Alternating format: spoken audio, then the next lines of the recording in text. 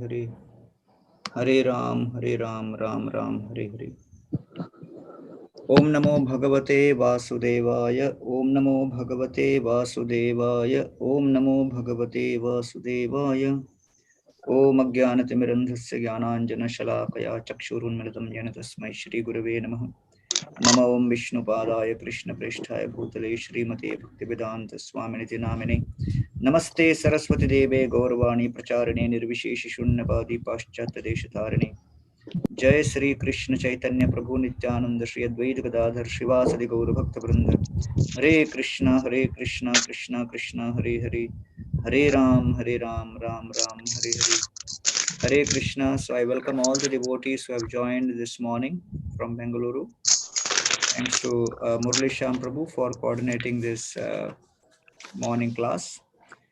So today I'll be speaking on a pastime from Chaitanya Charitamrita, Madhya Lila, Antya Lila. And the theme of today's discussion is that we have to have patience and allow the Lord to reveal His plan for us. So the pastime is Sanatan Goswami is on his way from Vrindavan to meet Lord Chaitanya Mahaprabhu in Jagannath Puri.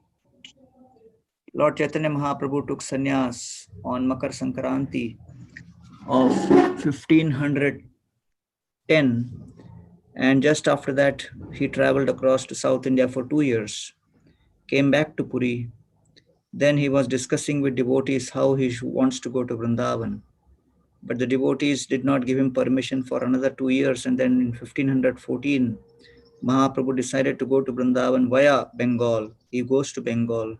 There Sanatan Goswami meets him and tells him that Durlabha Durgama Shai Nirjana Vrindavan Ekaki Jaiba Kiba Sange Ekajan. Vrindavan is not a place where one should go with so many millions of people you are surrounded by. And therefore Sanatan Goswami changed Mahaprabhu's plan.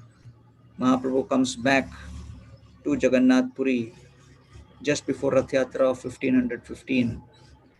And then he stays on after Rath Yatra, and the devotees ask him to stay on till the end of rainy season.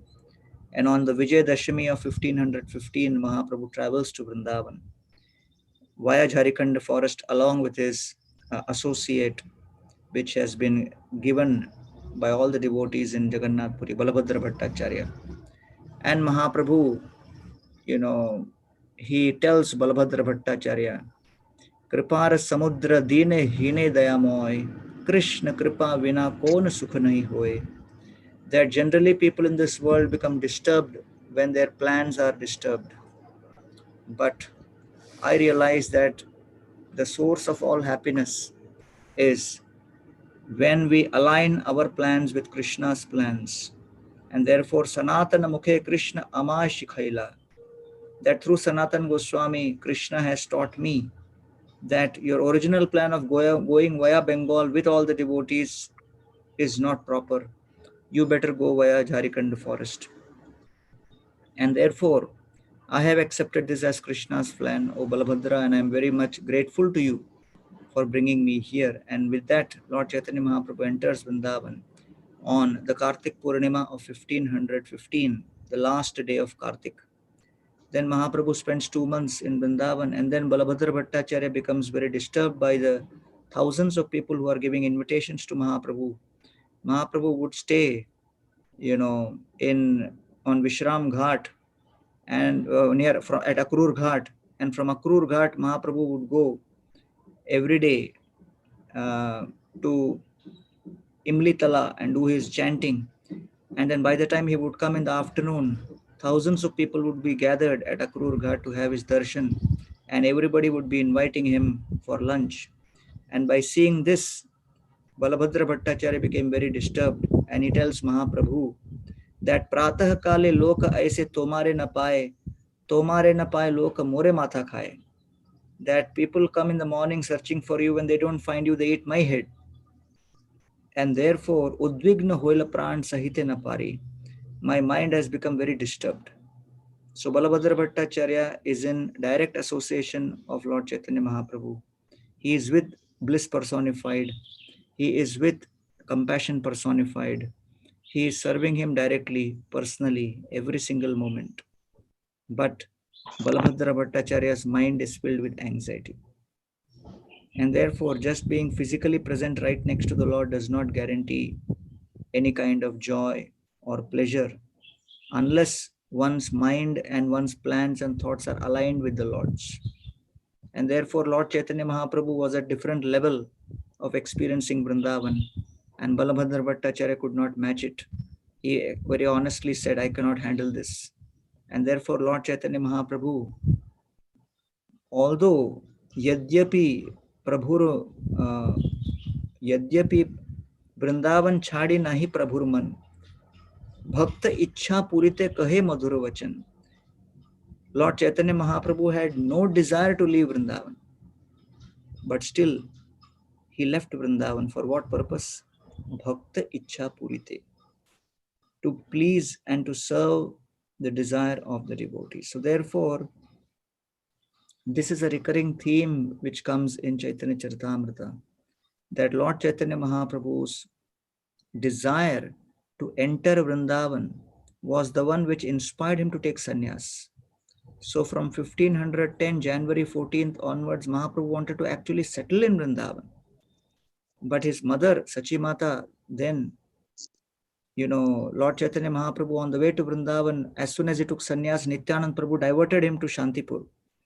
And there they had a festival where Sachimata came and she took a promise from Mahaprabhu that you will not settle in Vrindavan but in Jagannath Puri. So right from the beginning of sannyas, renounced order, Mahaprabhu had to continuously renounce one thing. He had to renounce his plans. And that is the only way in which one can enter into Vrindavan. That we have to be willing, desirous, and open to have our plans constantly edited, changed, transformed as per the Lord's desire. And the Lord, in the mood of a devotee, is allowing the devotee community to change his plans continuously, thus making a very important statement that the whole experience of Vrindavan is only accessible to those who allow their plans to be changed and transformed and edited by the Vaishnava's plans. And thus, Mahaprabhu ultimately, on the way back from Vrindavan, he meets Rupa Goswami in Prayag, he meets Sanatan Goswami in Varanasi, gives both of them instructions, and then travels again via the forest path back to Jagannath Puri. And then in the meantime, Rupa and Sanatan visit Vrindavan, and then Rupa Goswami again goes to settle certain things in Bengal. He goes to meet Mahaprabhu in Puri, and then he returns back blessed by Mahaprabhu. Sanatan Goswami is delayed a little bit, and then Sanatan Goswami comes to Jagannath Puri via the forest path, and then he contracts a certain disease. So because of the disease, Sanatan Goswami's entire body becomes filled with all kinds of pores. So in that diseased condition, Sanatan Goswami starts thinking that his presence is an impediment, is a nuisance to Lord Chaitanya Mahaprabhu and the association of devotees. More na chuya Prabhu, pado tumar paye, ek neech jati ar kandu rasagaye. And when he enters into Jagannath Puri, he straight goes to the place of Haridas Thakur in Siddha Bakul. And then Mahaprabhu comes there every day. And when Mahaprabhu sees Sanatan Goswami, he is very much in ecstasy and wants to embrace him. At that time, Sanatan Goswami makes this point that, my dear Lord, please do not touch me. More na chuya Prabhur, pado tumar paye. I actually fall at your feet, that please do not do this to me. And ek nicha jati adham kandu rasagaye. I am actually coming from a very, very fallen condition, low condition, and my body is filled with all kinds of horrible substances because of this disease which has infected me and affected me. And at that time, Lord Chaitanya Mahaprabhu does not listen to Sanatan Goswami's entreaties, and he actually embraces Sanatan Goswami very firmly. And he says that Balatkare Prabhu Tare Alingana Koila. Very forcibly, Mahaprabhu embraces him. Kandu Kleda Mahaprabhura Shri Ange Lagila. And all those pores, all those various sores on Sanatan Goswami's body, the skin infection and the pus, Kandu Kleda, Sri Angera Mahaprabhura, Sri Angera Lagila, all of that, it just touched and smeared Lord Chaitanya Mahaprabhu's beautiful transcendental form. And Lord Chaitanya Mahaprabhu at that point is in great ecstasy to see Sanatan Goswami. And at that point, Sanatan Goswami is contemplating within his mind that my presence is useless. I cannot add value to Mahaprabhu and his mission. In fact, I am simply a burden. And therefore, at the earliest possible opportunity, I will actually commit suicide. And that is what Sanatan Goswami is thinking. But Lord Chaitanya Mahaprabhu can immediately understand the mind and the heart of Sanatan Goswami. And because he understands Sanatan Goswami's mind, Lord Chaitanya Mahaprabhu intervenes and he starts speaking to Sanatan Goswami. So this is a very important principle, that Sanatan Goswami deciding to commit suicide indicates that a person decides to commit suicide when he feels totally hopeless and helpless. So the kind of disease which Sanatan Goswami got at that time, and the kind of skin infection and pore, the sores which spread all over his body, it appeared to be beyond cure. So either due to physical, due to financial, due to social, due to familial, various calamities and obstacles and challenges a devotee may experience. And as a result of those experiences, it impacts the devotee's sense of hope. And this is a very important principle, and that's the main theme of today's discussion. That Sanatan Goswami is one of the manjaris from the spiritual world. And of course, here in this pastime, he is playing the part of a Leela with Lord Chaitanya Mahaprabhu. Mahaprabhu is also playing the part as a devotee. And we can consider this reciprocation between Mahaprabhu, Haridas Thakur and Sanatan Goswami as a typical interaction which is happening in the association of devotees. And so the main theme which we are focusing on is Sanatan Goswami as a devotee due to certain circumstantial reasons. In his particular case, the circumstance is certain physical disease which seems incurable. That circumstance, that circumstantial situation has impacted Sanatan Goswami's mind and filled his mind with hopelessness.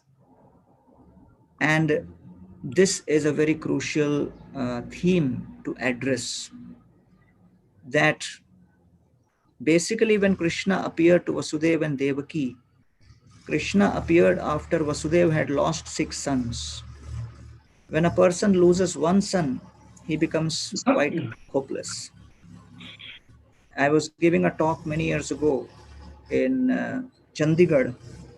The Director General of Police was sitting and he was hearing this talk. It was a satsang program organized at his house. Many of his family members, relatives, other colleagues from the police department had come. I was giving a talk about how the great, powerful businessman in America, Rockefeller, lost his son. And when he lost his son, practically everything which he aspired to preserve his wealth for was lost because all his feelings were attached to his son. And so he became totally hopeless. And then when I spoke that particular story, I saw that the Director General of Police, he was also having tears in his eyes. So after the talk, I asked him that you became very emotional by hearing the Rockefeller story. Why? And he revealed to me, because I didn't get a chance to talk to him before the lecture. And he said that actually I also had a son who was only 26, 27-year old, and he died recently in a car accident. And unfortunately, he had at that time a 6-month old son.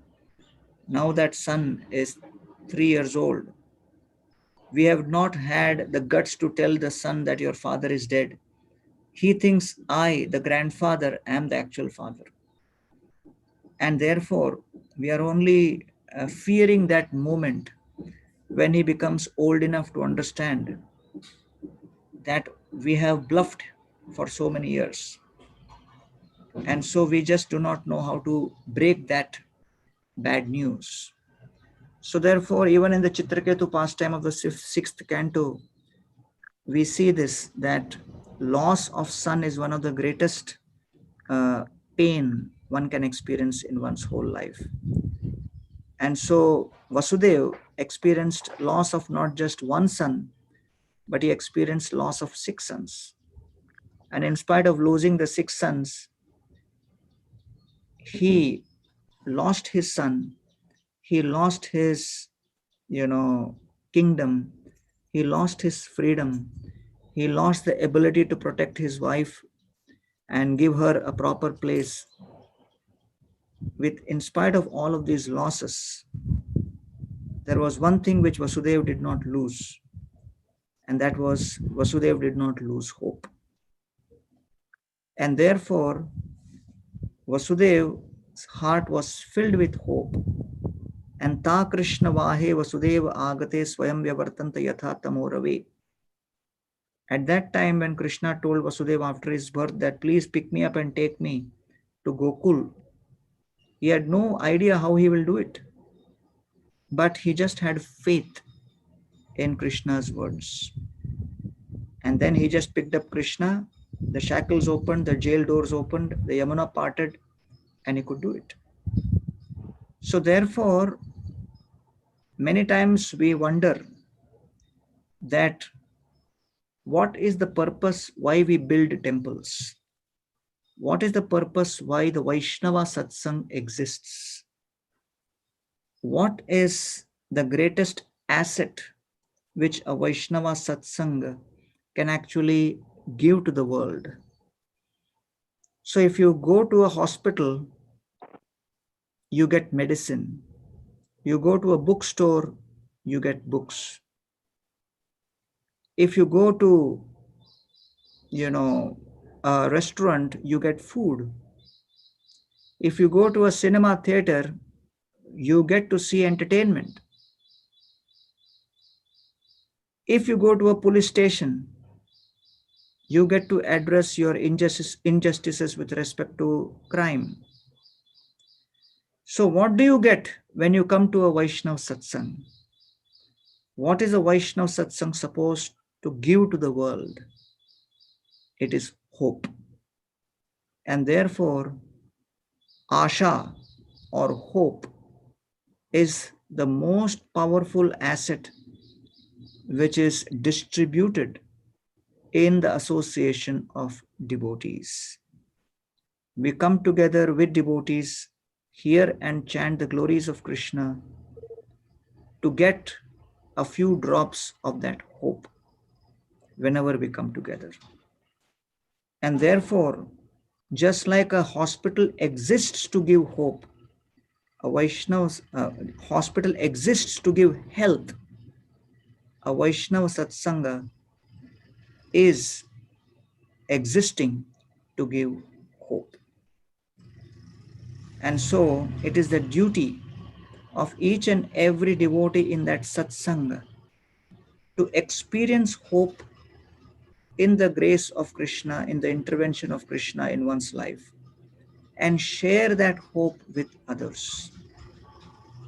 And if we are able to do that, that is known as compassion or Jivadaya.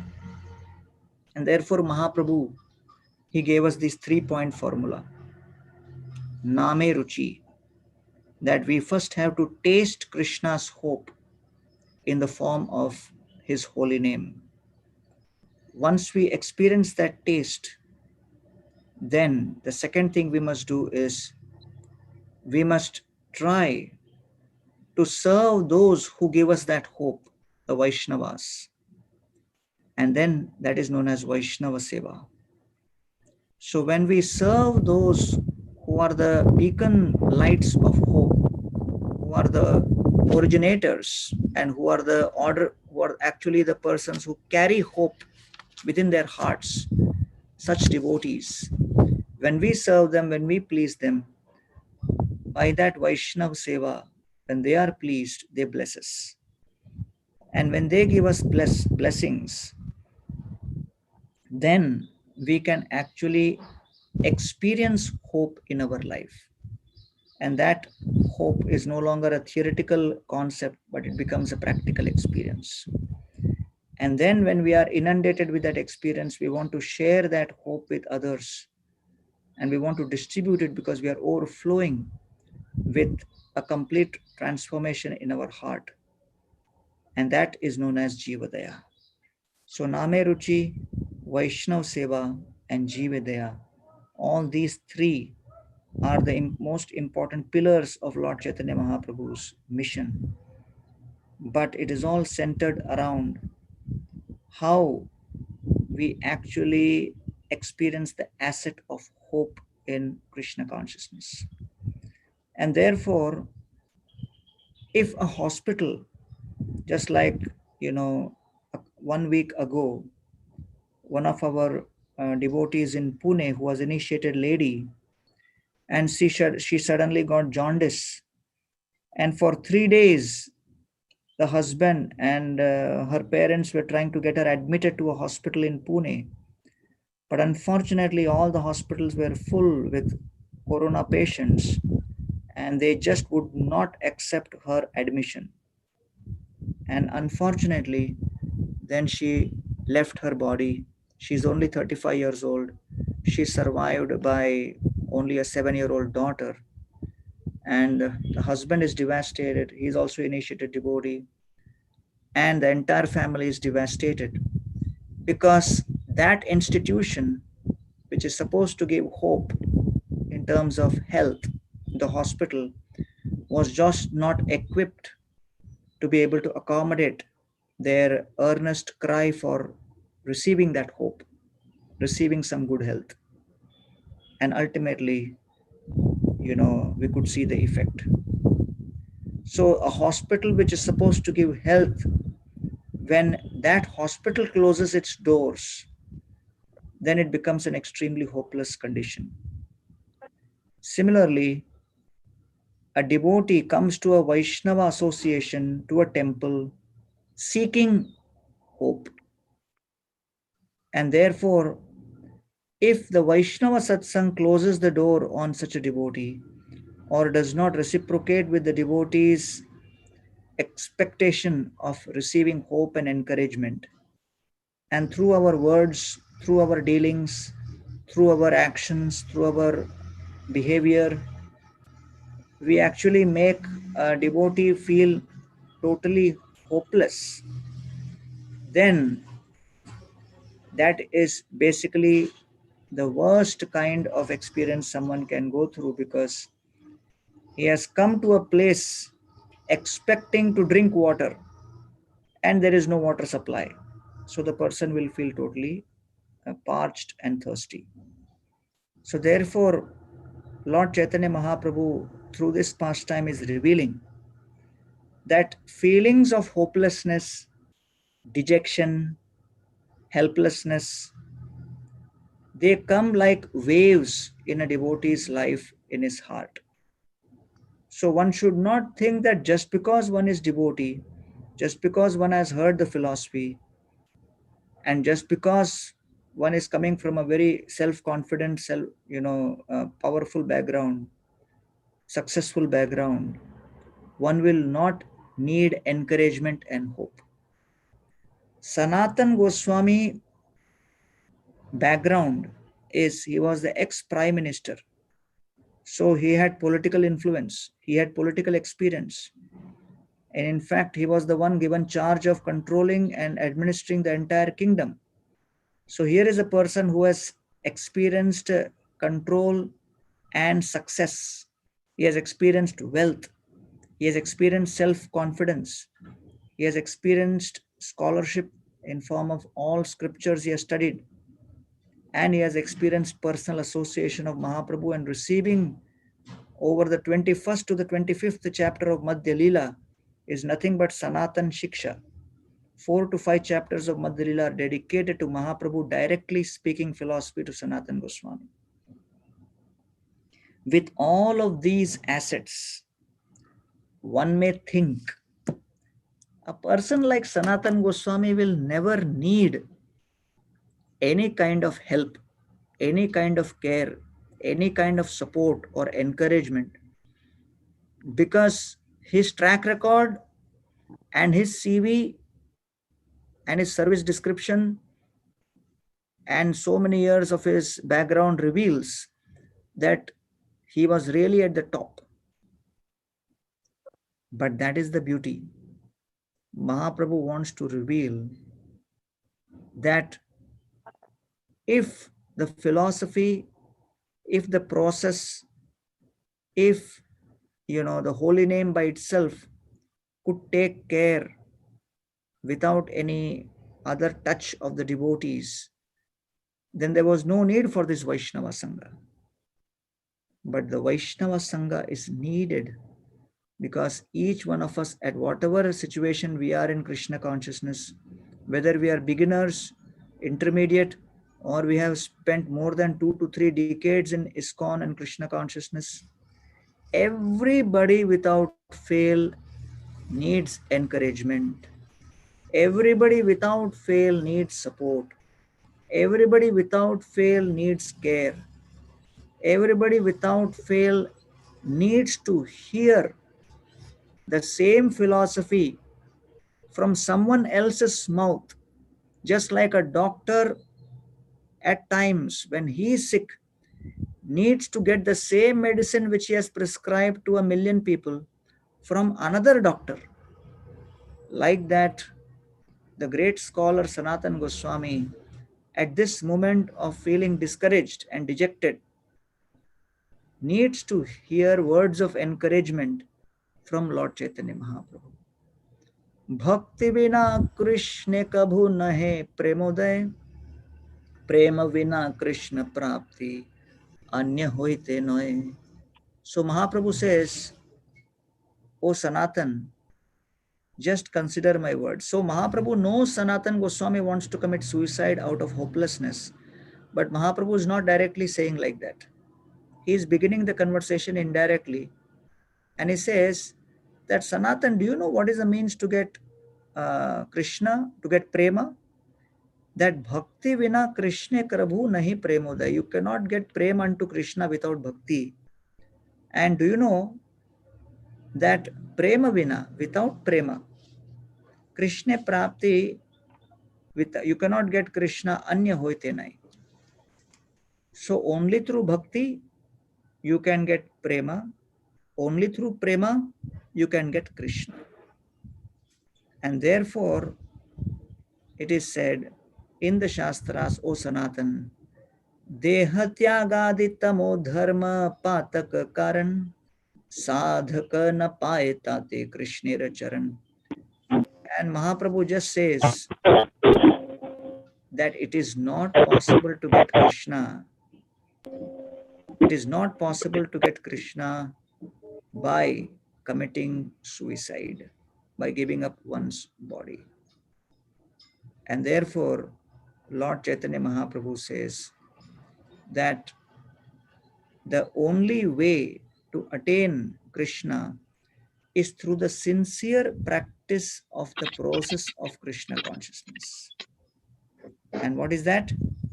कुबुद्धि छाड़िया कर श्रवण कीर्तन अचिरात पाबे तबे कृष्ण चरण.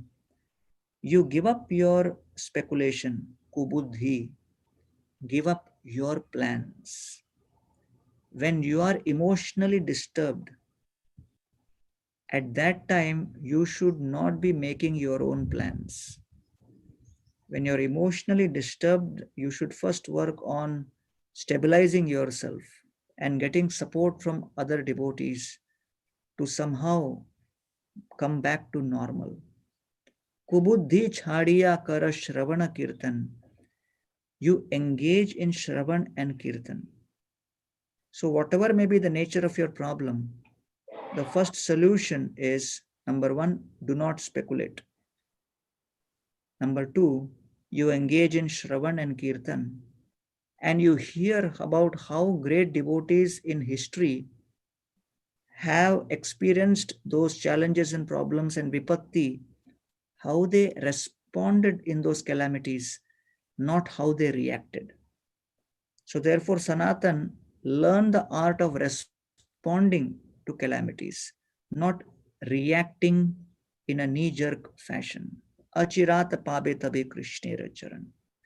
And therefore, he says that nobody should think I am unqualified. The best thing about the process of Shravan and Kirtan is it is open to all without any precondition, without any pre-qualification. नीच जाति नहे कृष्ण भजने अयोग्य सत्कुल विप्र नहे bhajaner योग्य. Sometimes one thinks if somebody has been born in a higher family and has gone through a good background before coming to Krishna consciousness, they are more privileged. He says, no, background, family, all these things is no matter. Neech jati nahe Krishna bhajane ayogya. There is nobody who is ayogya in Krishna bhajana, because Mahaprabhu says, Jai bhaje sai bada abhakta hina chhar Krishna bhajane nahe jati kuladi vichar. There is only one consideration. Jai bhaje. Whoever does bhajan, how should the bhajan be done? With purity of intention, with intensity of practice. When with purity of intention and with intensity of practice, we try to apply Krishna consciousness, Jai Bhaje, Sai Bada, he is considered more advanced. Abhakta Hina Char, even though he may be in a non-devotee family background. But Krishna Bhajane nahi jati kuladi vichar. In Krishna Bhajan, there is no jati, kul, vichar, etc.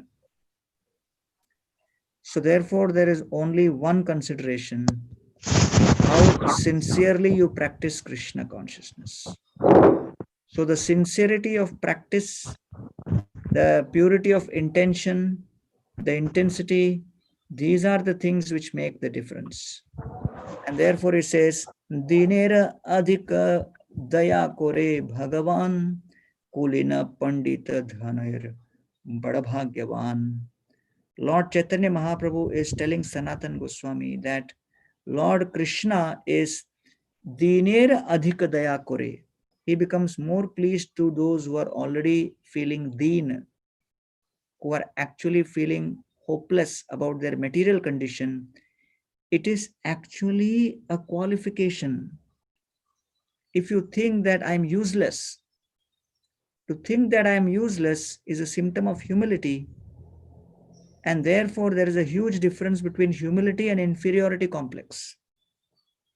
So, humility is to think, I have no qualification, I am nothing, Krishna is everything. But inferiority complex is frustrated lordship. Inferiority complex arises when we are not able to express our false ego as per our expectation. And then when we see that my attempts to establish my superiority has failed, and therefore We should not mistake inferiority complex to be humility.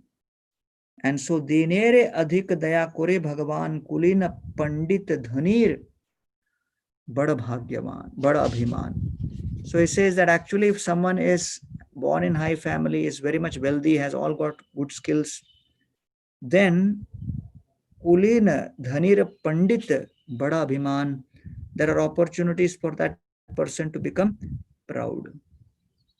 And therefore, Mahaprabhu says, I recommend, Mahaprabhu has discussed in great detail about sadhana bhakti, about prayojan, about sambandha, all the three elements in Varanasi to Sanatan Goswami before.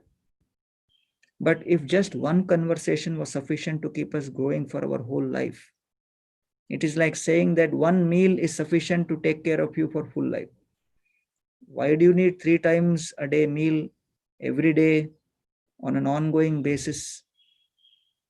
Just like the body needs fuel on a regular basis, our soul also needs the fuel. And our mind and emotions also need that fuel. Bhajaner madhya sreshta navida bhakti Krishna prema Krishna dite dhore mahashakti. Bhajanera madhya, amongst all the bhajan, navida bhakti is highest. Krishna prema, Krishna dite, it can give Krishna prema, it can give Krishna dhare mahashakti. It has the power to give the Krishna. And amongst that, Tara madhya sarva sreshta nama sankirtan niraprade nama loile pai premadhan. That amongst that 9 processes, Tara madhya sarva sreshta, the best amongst that is nama sankirtan. And when you do niraprad namaloile, when you chant without offenses, pai premadhan, one actually obtains prema. And therefore, Lord Chaitanya Mahaprabhu recommends to Sanatan Goswami that right now you are going through certain negative circumstances and calamity. But do not try to understand why Krishna has put me in that calamity. So the calamities do not come in our life so that we can understand why those calamities have come. The purpose of those calamities is to let us know the calamity indicates there is a controller beyond me. I must not try to understand the intentions of that controller. I must try to submit myself to the will of that controller. And therefore, he says at this point, Sanatan Goswami immediately says that Nicha adhama pamar mui pamar swabhava more jiyai le tomar ki bahube labha. My dear Lord, I am Nicha, fallen, pamara. I am adhama. I am extremely, sinful. And therefore, pamara swabhava, my tendency is towards sin only.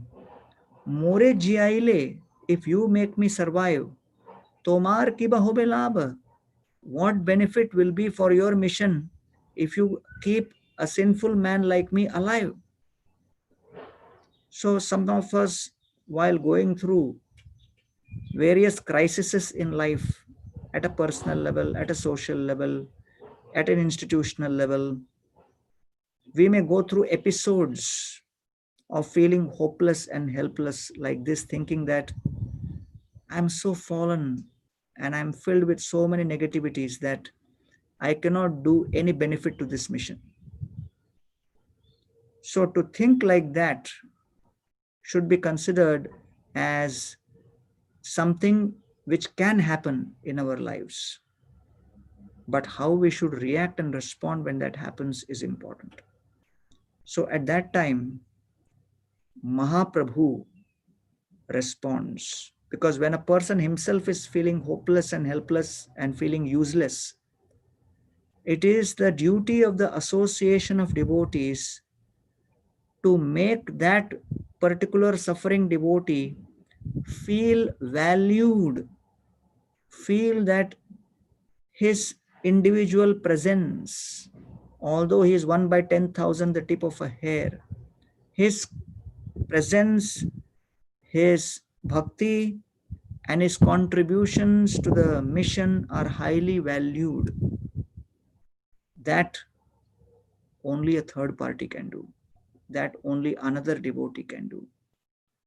And therefore, we should always be sensitive to see when our devotee is going through this kind of thought process. And we should have a system in place by which we can help them overcome such episodes of negativity.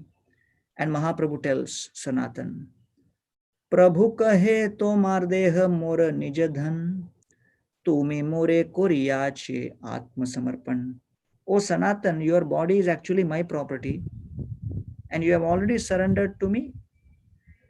And therefore, how can you consider destroying someone else's property? That is not bona fide.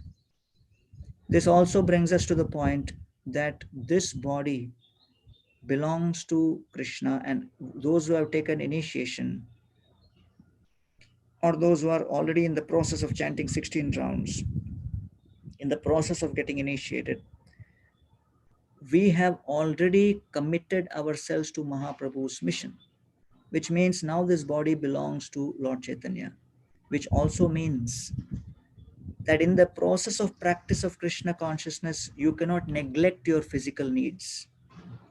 To say that I'll be so absorbed in my practice of bhakti that I will neglect my bodily needs, I will neglect my eating, I will neglect my sleeping, I will neglect when I am diseased or experience pain because I am not this body. So that kind of a thought process is immature. Mahaprabhu is saying, Tomara Sharira Mora Pradhana Karan.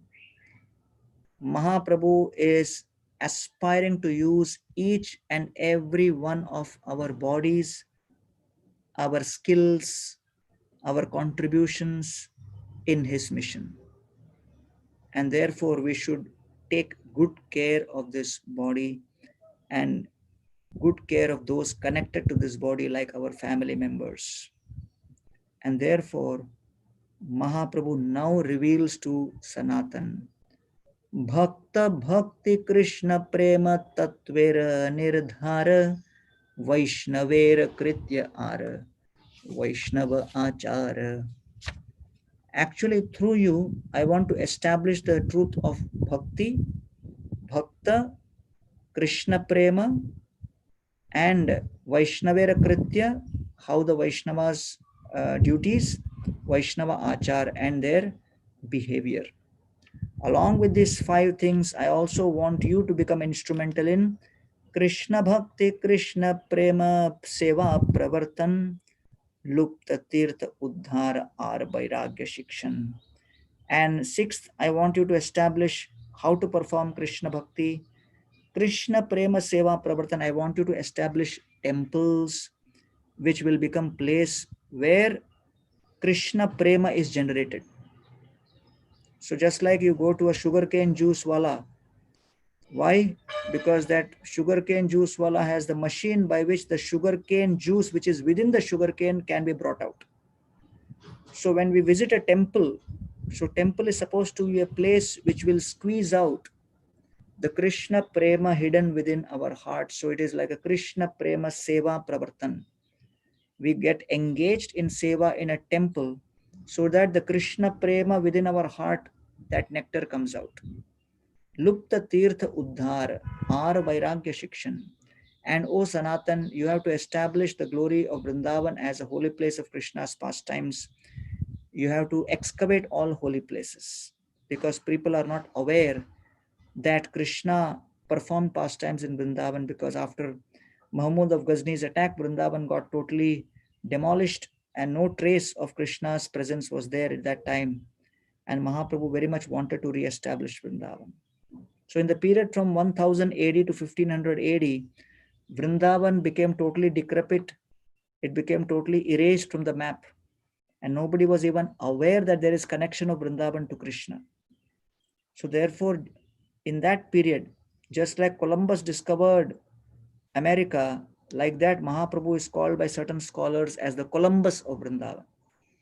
And if he had not established Vrindavan, we would not have seen Vrindavan the way we see today. So therefore, it was thanks to Mahaprabhu's giving the mission to Rupa and Sanatan and others that Kalena Vrindavana Keli Varta Lupteti Tvam Khyapaitum Vishishya Kripamayate Kripamrtena Vishishta Devas Tatraiva Rupam Cha Sanatanam Cha. Rupa and Sanatan were invested with the mission of establishing Sri Vrindavan Dham as places of Krishna's pastimes, and all the holy places were excavated by them. निज प्रिय स्थान मोर मथुरा वृंदावन ताहा एत धर्म चाही कुरिते प्रचार.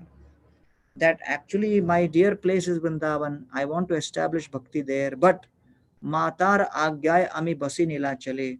Because of mother's instruction, I am sitting here in Jagannath Puri. Taha dharma shikhaite nahi ni jabale. So Mahaprabhu is saying that I am Lord Chaitanya, the Supreme Lord himself who has come as Radha and Krishna, but even me, I do not have the ability to implement all of my most intense, passionate desires and plans. So a leader and an achiever are different by one very important criteria. An achiever is passionate about his plans, and single-handedly he manages to achieve his plans without any help. He's an achiever. But the achiever cannot get others to join, and he's not able to sell his vision to others. A leader is passionate about his vision and plan and is able to sell that vision to others and get others to participate in that plan and get it done. So Lord Chaitanya Mahaprabhu was the most passionate about Vrindavan, but unfortunately, he is demonstrating that leadership is all about making sure that the vision is ultimately accomplished.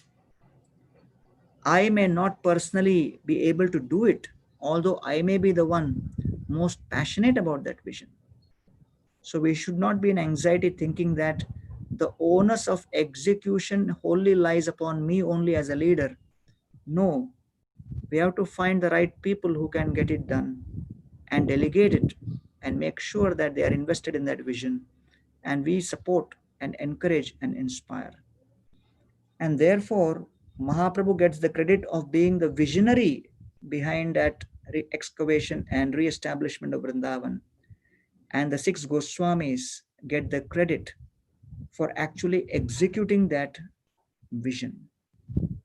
And therefore, Mahaprabhu says, because of promise I made to Sachi Mata, there are certain restrictions. So therefore, it may happen that we may be very passionate about a certain vision, but there are certain restrictions because of which we ourselves may not be able to execute it. So we should delegate it and outsource it. Etasab karma ami jedehe karimu. And Mahaprabhu is saying, all those passionate plans which I have regarding Vrindavan, I want to execute it through you, O Sanatan. Taha chadite taha na sahimu. You want to give up that body which is going to be the instrument in executing that vision. Taha chadite chah tumi kemone sahimu. How can I tolerate that? I cannot tolerate this. So Sanatan Goswami at that time folds his hands and he says, Tabe Sanatan kohe toma ke namaskare, tomar gambhir hriday ke bujhite pare. Sanatan Goswami says, my dear Lord, I can only offer obeisances to you, and I can only respect the mystery of how you create plans for different devotees. Tomar gambhir hriday ke bujhite pare. Your heart is very grave, so we can never expect to fathom the gravity of the Lord's heart. What kind of plan the Lord has kept for me at which age and which stage of my life may not be revealed. Therefore, let us not be in anxiety about the Lord revealing his plans.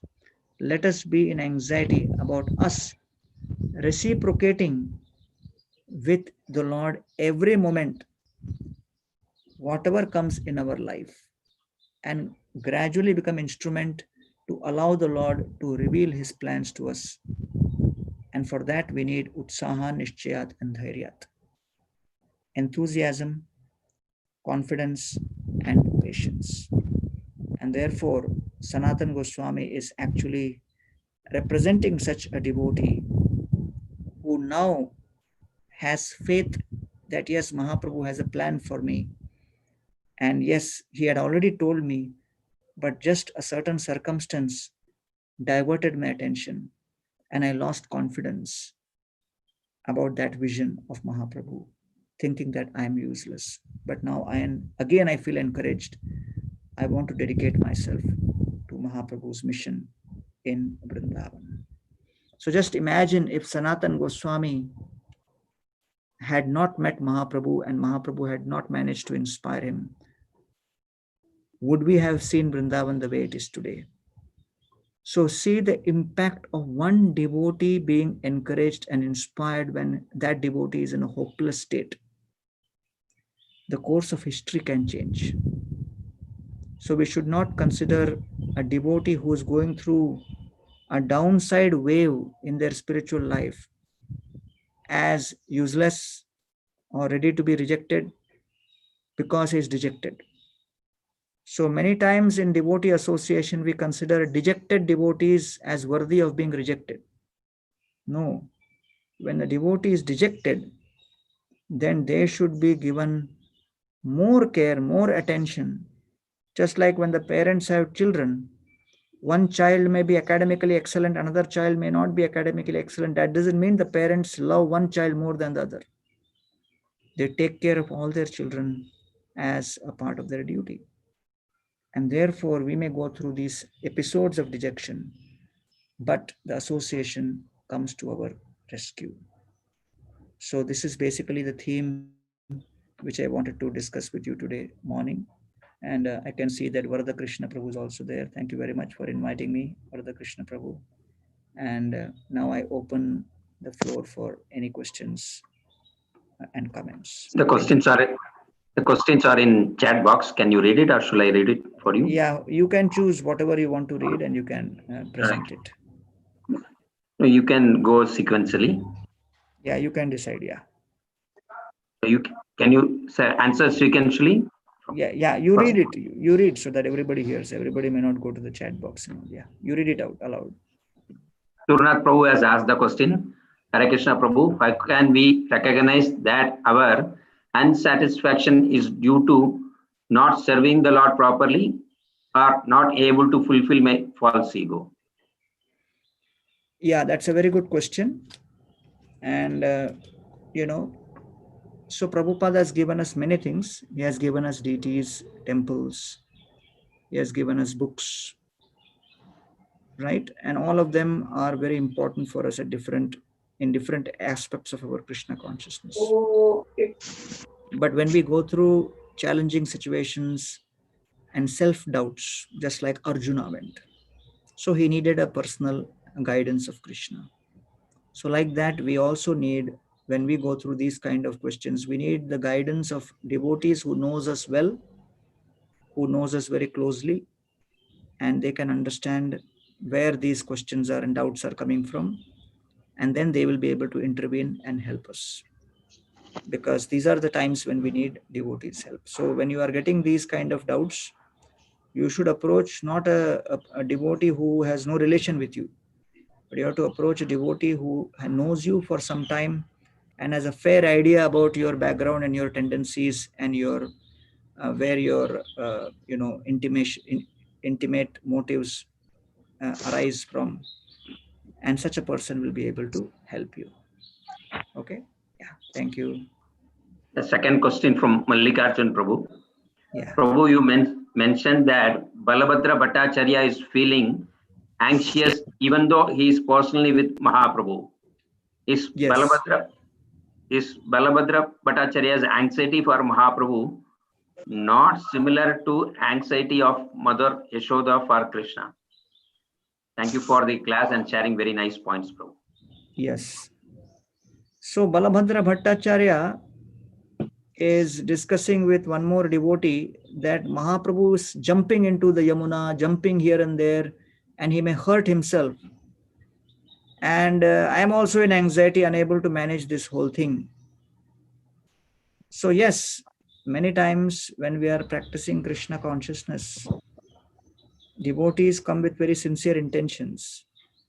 But many conflicts amongst devotees begin not because of lack of sincerity in intention, but their disagreement many times arises about the path each devotee decides they will take to fulfill those intentions. So majority of the conflicts arise not because anybody questions the intention, but the devotees who are engaged in that conflict question the modus operandi or the process or the choices to be made. So therefore, Balabhadra Bhattacharya had a certain choice in mind on what should be done in this case. But Mahaprabhu, with such absorption and ecstasy in Vrindavan, see, when you're having a nice Chappan Bhog feast, you are fully absorbed and you want it to continue. And suddenly someone comes and says, no, this is not good for your health, stop it. So, although what that person is speaking is truth, but still, when you're absorbed in the bhav of eating that sweet rice and the cake and this and that and everything, the last person you want to see the face is that of a doctor there who comes and starts giving lecture on good health. So Mahaprabhu is experiencing full ecstasy in Vrindavan, and Balabhadra Bhattacharya, for whatever good intentions he is coming and telling, Mahaprabhu can easily overrule him, saying that, hey, I never wanted you guy to come with me at all in the first place. Those devotees in Jagannath Puri forcibly sent you with me. So if you are in anxiety, you find your way. I'll take my own time, because only after 5 years I've managed to enter Vrindavan. I'm not going to leave so easily. Mahaprabhu could have said that. But whatever may have been the reason for,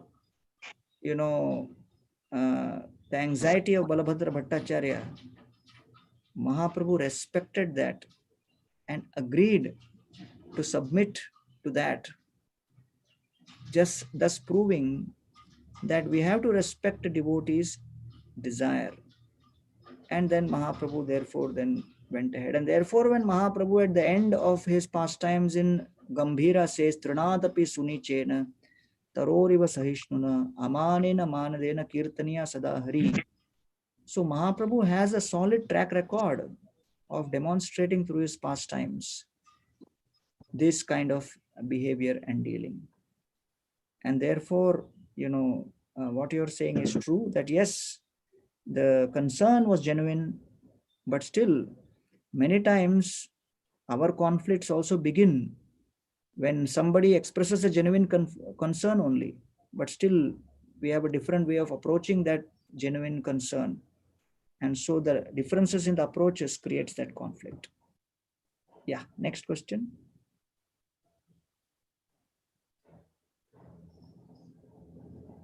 Can you kindly explain the difference between inferiority complex and humility once more time? Yeah. So inferiority complex arises out of frustrated lordship or false ego. So the root cause of inferiority complex is we are still very much at the level of our false ego only. And, we have desires to be recognized in a certain way. We have desires to express ourselves in certain ways. And when we see it is not getting fulfilled and others are doing it much better, so then because of that false ego getting hammered, then one starts thinking that, oh, it is useless even to try. So it is not arising because of understanding Krishna's glories and greatness. It is arising out of knowing that, my plan and desire to express my superiority has failed. So therefore it arises on the foundation of the innermost desire to somehow have one's superiority recognized. Humility arises out of the genuine desire to have the whole world recognize Krishna's superiority. Where one has experienced and recognized Krishna's superiority, and you want everybody to recognize Krishna's superiority, that creates the feeling of humility. And what is a symptom?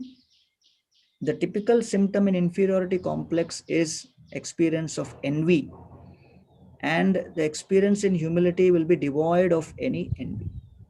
Gaurangera Sangi Gane Nitya Siddha Kori Mane Se Jaya Brajendra Sutapash.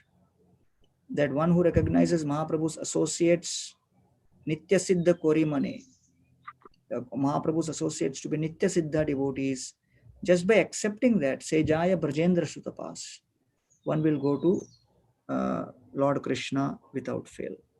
So that is the main difference between inferiority complex and humility. Next question. Sevika the Lokabandhu Prabhu has asked the question. Yeah. Hare Krishna Prabhu, you said that there are two solutions to the problem. One is do not speculate and engage in Shravan and Kirtanan. Don't respond, but not react. Can he expand on how to prevent speculation and the best way to approach the background of the problem?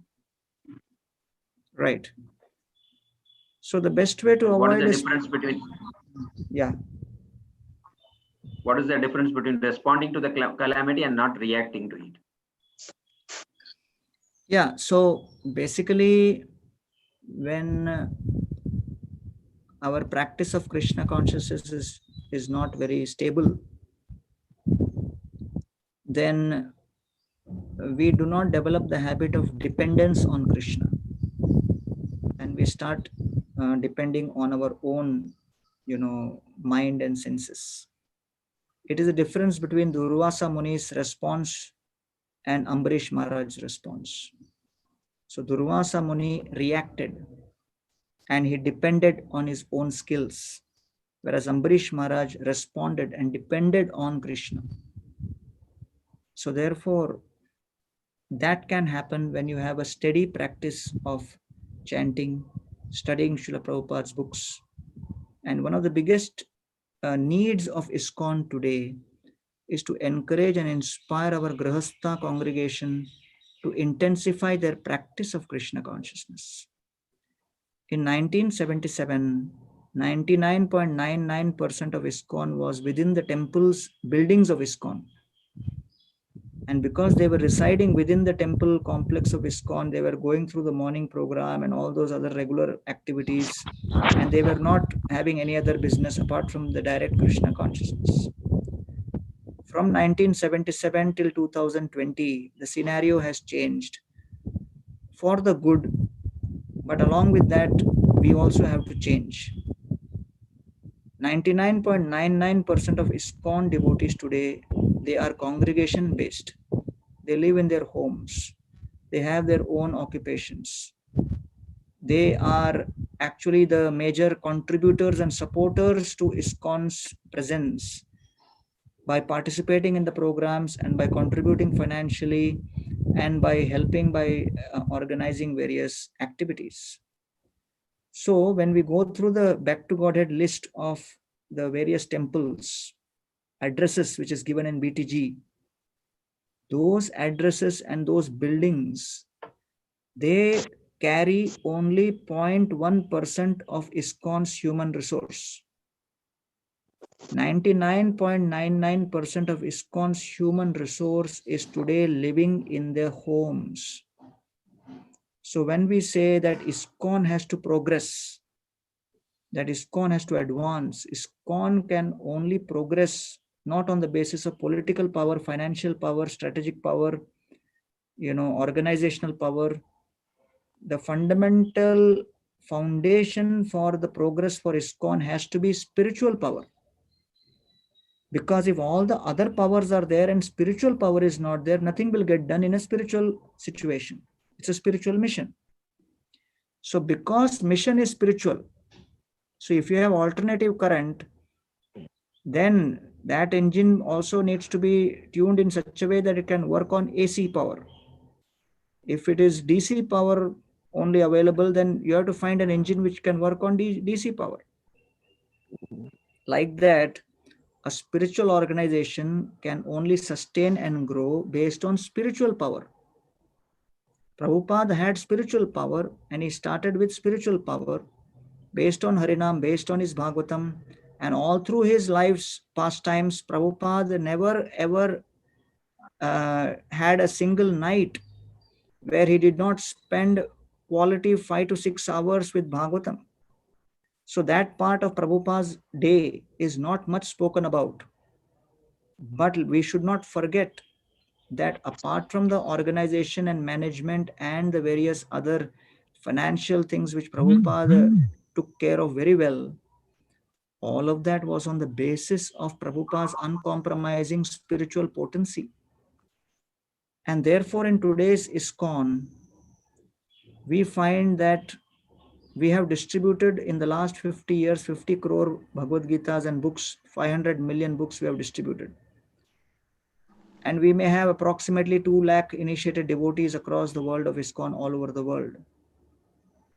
Amongst that 200,000 initiated devotees also total, we have only 8,000 Bhakti Shastris totally, which shows that the systematic study of Prabhupada's books has not been a priority. And therefore, we see that, the proper practice of the chanting process in the morning time, the study of Srila Prabhupada's books, all of these, when compromised, will result in losing and weakening of spiritual potency. And therefore, if 99.99% of ISKCON is living in homes, the spiritual potency of ISKCON in future will very much depend on how all of you Grihasthas decide to intensify your spiritual practice. And that cumulative spiritual power will be a very important component in deciding the future path of ISKCON's spread across the whole world. And therefore, it is very important for us to choose very carefully how we deal in that association, whether we should use our time with devotees to have arguments or fights or debates, or we should use the time with devotees we get to improve our service attitude and increase our spiritual potency. So those choices are very important for us to make. Okay, thank you. Hare Krishna, Prabhu. Hare During Hare this Krishna, can I add extraordinary something times, here? Yeah, I I add think, something here? Varada Krishna Prabhu, please add. Yeah.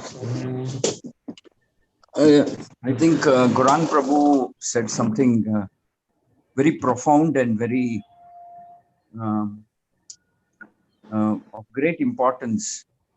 I'm fully in tune with what he just said. He said that quite really speaking, the future of ISKCON is carried on the shoulders of the congregation devotees, unlike how it used to be in the past. And so his observation that the competence, I would say Shastric competence of the congregation devotees is a very critical component which will decide how far ISKCON will go or what level of purity it will retain and how much it will be able to fulfill the mission of Sri Chaitanya Mahaprabhu and the previous acharyas. So the critical resource that we have, actually I like to use the word non-resident devotees rather than congregation, because they should not think, because sometimes when you attach the label congregation, they think that it's not expected of us to be competent or study seriously or study carefully. They seem to think that by the very use of this word congregation, that it's okay for them. It's okay not to read. It's okay. I mean, if they just follow 4 regs somehow or other and chant 16 rounds, that's a big deal. That's the way they think. Somehow their mindset has to be changed, that they are the leaders of the future. Chaitanya Mahaprabhu has already empowered them. Moragya Guru Hoy. So my question is to Gauranga Prabhu. I want to offer it back to him, saying, how do we actually shift their paradigm? We have Yeah, we have numbers, huge numbers, right. and probably many of them are very well situated materially, Yeah, yeah. but they have this kind of a I would say they've decided that they will live at a lower level of commitment and seriousness.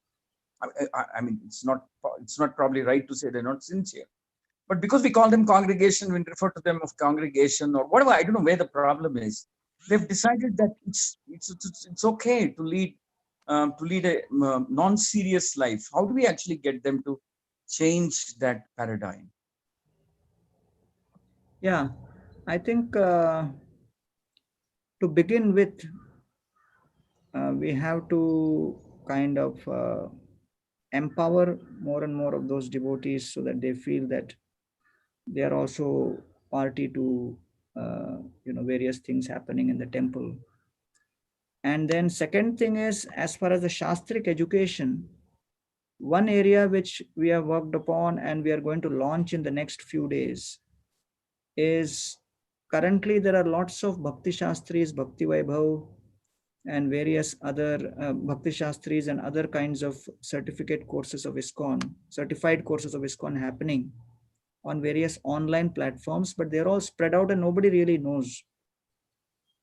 So maybe in a week's time or even before that, you will see the launch of a website called iskoncourses.com. So iskoncourses.com, in that one portal, all the various courses which are certified courses within ISKCON will be at one place. That means it is just we are collecting all those links at one place. When you click on that particular choice of which course you want to do, it will take you to that website only, wherever it is uploaded. So at least it's very important for us that, number one, we make more and more online resources available, considering today's time stressed situation devotees have. Many would want to study Srila Prabhupada's books maybe at their own pace. So we have to enable more and more online such thing, and including we have just launched online.brcmumbai.com. On that portal, there is a Bhakti Vaibhav online, means you can do the first 6 cantos online. It has also been launched. So one is the online thing. Second, apart from online, it's very important, I feel, to have small study groups. And during this Corona period, many such successful efforts have been seen where, because of being forced into such a situation, many devotees created groups of 5 to 10 people, and they actually started studying the books as a group. And this so this study group is a very important concept which can be worked upon, and guidelines can be given. And when devotees, they come together in groups and start studying, they'll get the taste. And once they get the taste, I think automatically they'll kind of take it forward. And then, of course, on an ongoing basis, in every temple, you should be having a Bhakti Shastri and Bhakti Vaibhav physical classes of batches of 25-30.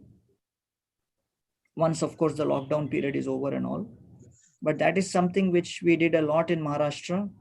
And out of these 8,000 Bhakti Shastris in the last 50 years of ISKCON, practically 4,500 Bhakti Shastri graduates are from Chowpatty, Pune, and allied centers in Maharashtra. So we gave a tremendous amount of focus on education, and we also made competent Shastric teachers available, because without a teacher, it's very difficult to get people to study the books. So a combination of facilitation and making sure that facilitator is available, then we could actually see the impact. And therefore, I think that, as part of your strategic plan for this year, you could make sure that a combination of online and study groups plus also actual formal Bhakti Shastri Bhakti Vaibhav lectures being conducted from your center for a smaller group, because that smaller group becomes like the nucleus, and then everybody knows something like that is happening. They may not be able to afford to register in year one, but if you keep it going every year, then in year two some others join, in year three some others join, and so gradually there is a small snowballing effect. So these are some of my thoughts on improving the Shastric education amongst congregation. Thank you, Prabhu. Thank you very much. Thank you. So I think it's time now, Murli Sham Prabhu. So I would like to take your leave. Thank you very much for organizing this wonderful session. And it was a pleasure meeting all of you and meeting Varada Krishna Prabhu and so many others who are joined online. So please continue your wonderful seva, and everybody is very much looking forward to the opening in stages and phases of our temples, and again the satsang gradually getting normalized. So those details will be worked out, but whether we have whatever level of association, let us try to take the best advantage of the Krishna consciousness. Thank you Hare very much. Krishna, on behalf of the Sri Narasimha Giridhari Mandir, I'd like to thank my dear friend, well-wisher, guide, inspirer, Gaurang Prabhu. I've always been, I would say, silent admirer of Gaurang Prabhu and his contributions to ISKCON. I watched his sincere, very intense endeavors and projects that he has done. Practically everything that he has touched has turned out to be a winner for ISKCON. I am humbly requesting that he should continue to be showered some mercy upon all the devotees here in Narasimha Giridhari Mandir. I still fondly remember his last visit here. That was the time we inaugurated that Mantra Danda of Ramanuja. Exactly. I was fortunate to be blessed. So I still recollect that visit. That was a good 3.5, maybe 4 years back. Yeah. So I hope we will get to see him a little more often.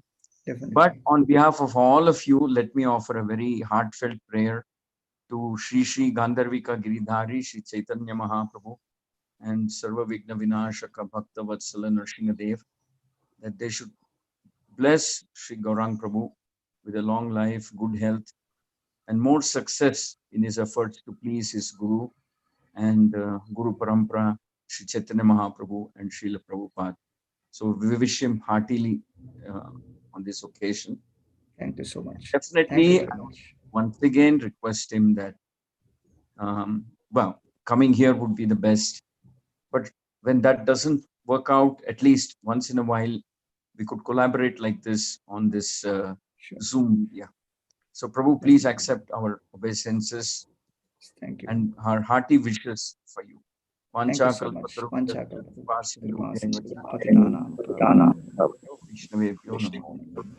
you, Gaurang Prabhu. And I want to thank Murli Sham Prabhu also for constantly, what should I say, putting out surprises like this. For me, Gaurang Prabhu agreeing and giving it one of wonderful surprises of the lockdown period. So Murli Sham is giving us so many surprises. We had Bhakti Purushottam Maharaj. Before that, we had Sankarshan Nitai. Actually, these are all the leaders of the future. BP Swami, Sankarshan Nitai, Gaurang Prabhu, the tallest among the second generation leaders of ISKCON, and I. Thank you. Hare Krishna. His audio is gone. Thank you, bro. Thank you for giving the opportunity. Hare Krishna. Hare Krishna. Hare Krishna. Dandavat Pranam. Hare Krishna. Dandavat Pranam.